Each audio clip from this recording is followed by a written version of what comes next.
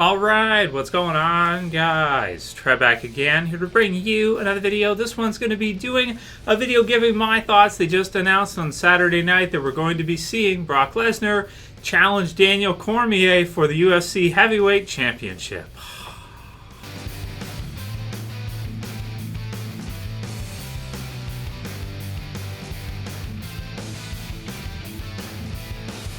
And so this one is really exciting. I wanted to go ahead and give my thoughts on how I think this is going to go and who's going to win. So if you guys didn't catch it on Saturday night, they've got the clips in the UFC's YouTube channel, so you can go ahead and check it out. So it was a nice upset on Saturday night in the main event where you had actually Daniel Cormier knocking out Stipe in the first round with kind of an inside right. And it followed up by, ground and pound some punches to finish off the fight, which by itself was surprising enough. But then, of course, after the fight, he kind of goes into, he switches. First, he's happy because he's won 2 belts now in 2 different divisions. And not only that, the heavyweight and the light heavyweight, which is unheard of. It's absolutely amazing. I can't think of, has anyone ever done that before with those titles? I don't think anyone's ever done that with those particular titles, right? I mean, some of the others, right? You've Connor, a couple division champion, that kind of deal. So there's certain people that have been able to do it in 2 divisions, but not UFC light heavyweight and heavyweight. This is like the first time I want to say that I can think of. Maybe it's never happened before. I'm just trying to think way back in kind of the dark ages and like the early UFC periods if we ever saw anything like that, and I don't think so. So you've got him coming in with so much steam, it's not even funny, right? He beats Stipe, which I don't know if I want to say it was an upset, but it was, Stipe was reigning defending. He had won, lots of matches or lots of fights in a row here. And then you have Cormier, who was fighting at 205, so he's fighting at light heavyweight, coming back to heavyweight and beats the champion. So, kind of amazing. A lot of people thought he shouldn't even get kind of a title shot at that weight because there was other people, of course, who've been competing at heavyweight all the way through. And so he comes in and he upsets everybody and he wins, right? Well, not upset in terms of like a bad thing. Cormier's a great guy and everything. He's got a lot of fans and everything.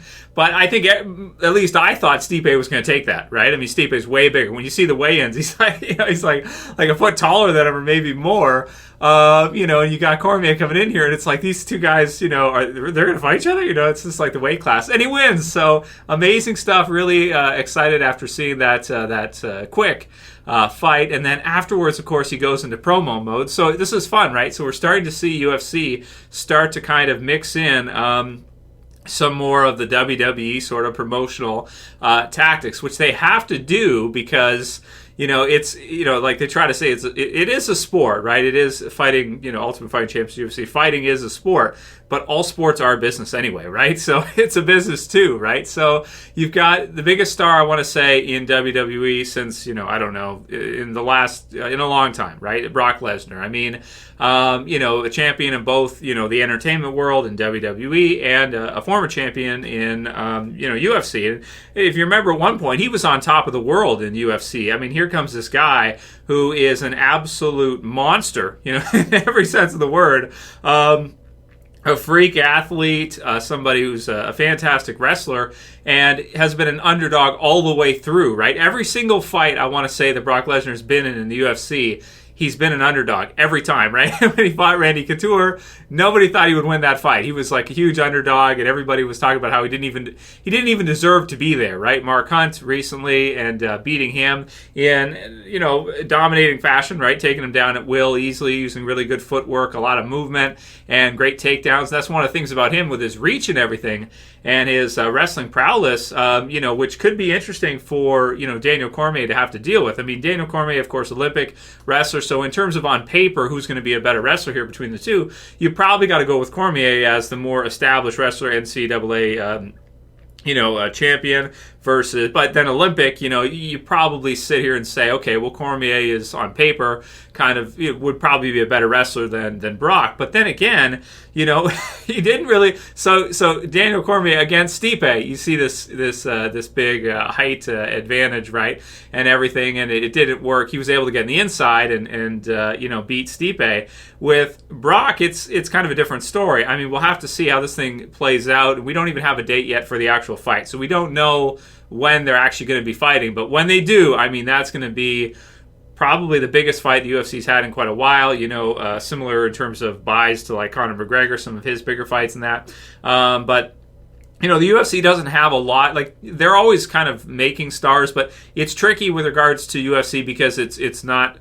You can't, it's not fixed, right? So in WWE, they can follow along. If Ronda Rousey should win because she's so over, she's going to win. But when it comes to UFC, it's like, no, you could have Ronda Rousey get destroyed, right, a couple times in a row, and you have this huge star that was a huge, big time sell, and now all of a sudden nobody hardly anybody cares to watch because, just has what happened with her career and everything. So obviously, with the outcomes not being predetermined, it's going to be a little bit tricky for them to have to build stars. You got guys like John Jones, who should be probably the biggest star, in the UFC, maybe one of the biggest ever.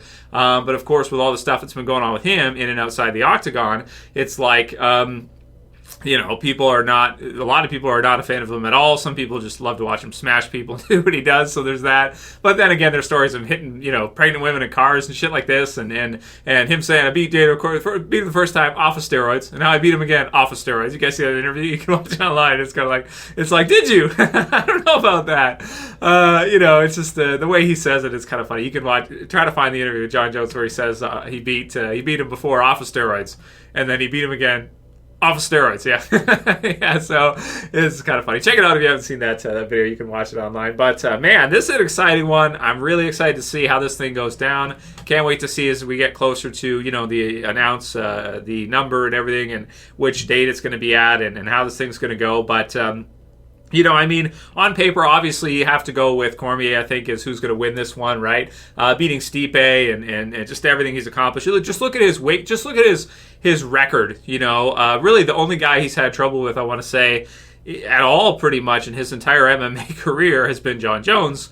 And, whether or not John Jones was enhanced or not, he wants to argue, but it really looks like he clearly was, probably both times, but, you can't say for sure. So, still, aside from John Jones, he's been able to beat just about anybody else they put in front of him, whether they're, a foot taller, whether they're, a multi-time defending heavyweight champion, whatever, he's able to take him down. So this is going to be a really exciting one. I think you got to lean towards Daniel Cormier with this one, but, man, again, that's the thing about Brock, right, is that this is like deja vu. This has happened before, right, where we're going into this fight and everyone's saying he doesn't even deserve a shot against him. And this guy's just like, guys, seriously, shut up, right, okay, because this is the same thing that happened before. Can we please not forget what happened last time as Brock was coming in to the top of the division, and everybody's like, he doesn't deserve a shot against Randy. He doesn't deserve, this kind of thing. He's going to lose to this person. He's going to lose to that person.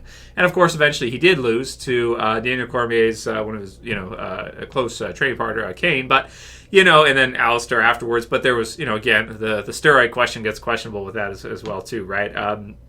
With the horse meat and him heading out when they were trying to test him and stuff. So, this is going to be fun, man. Either way, it's going to be really fun.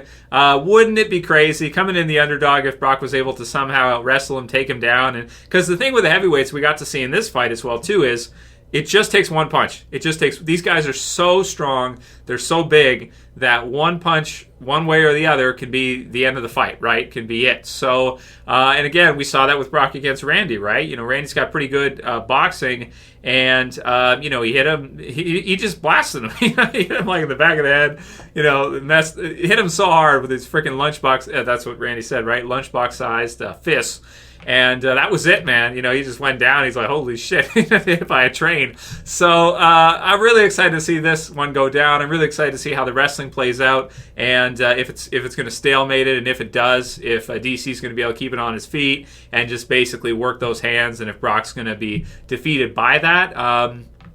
But again, Brock's he's good, man. I mean, he has a way, I think, of taking these guys that are really technically very good and pushing on them sometimes, and turning them into just like a kind of a more brawling street fight kind of deal on the feet, as we've seen him do. Now, sometimes that's okay. Other times it hasn't worked so well. He did get Kane down. Kane was able to get back up and take it to him really good. Shane Carwin had him in so much trouble, it's unbelievable. A lot of people thought the fight should be stopped, and he was able to turn that around and somehow pull it out, right, with a submission. So fun stuff. I can't wait to see the fight. I'm leaning towards DC, but I'm kind of like, like, wouldn't it be fun if Brock came back and just kind of won? It'd actually be good for UFC, to be honest with you, because, it would just pump, and he's a big star. So if DC goes into an easy fight here and is able to win, then it'd be a big, easy payday for him, I think, and good for the company, and all around, everybody wins, so it's great stuff. I'm glad WWE is letting Brock do this because, I'm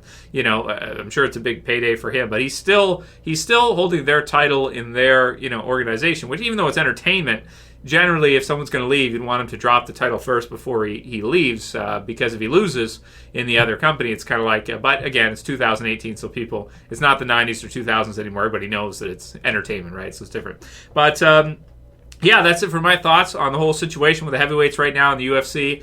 And Brock versus DC, man, it's going to be really exciting. I can't wait to see it. And I'm thinking DC will win, but I'm kind of rooting for the underdog in this one and hoping that freaking Monster just comes in and somehow, bullies him around and does what he does, as he's done before many times. So either way, it should be really fun to see once we get closer to that date. Let me know what you guys think about this one. How are you feeling about the fight, being kind of started? The promo they did, kind of at the end there, it was okay. I just felt like, DC switched the modes pretty quickly. He went from thank you to to promo mode, and he did an okay job. He didn't do a bad job or anything. Brock comes in, at first he's happy, then he starts pushing and smashing cameras and calling people shit and stuff. So it's fun stuff. Anyway, that's it for this video, guys. Hope you liked it. If you did, thumb it up below, leave a comment, let me know what you think, and that's it for this video. See you again soon for another. As always, it's Trev. I'm saying peace. Later, guys. See you soon.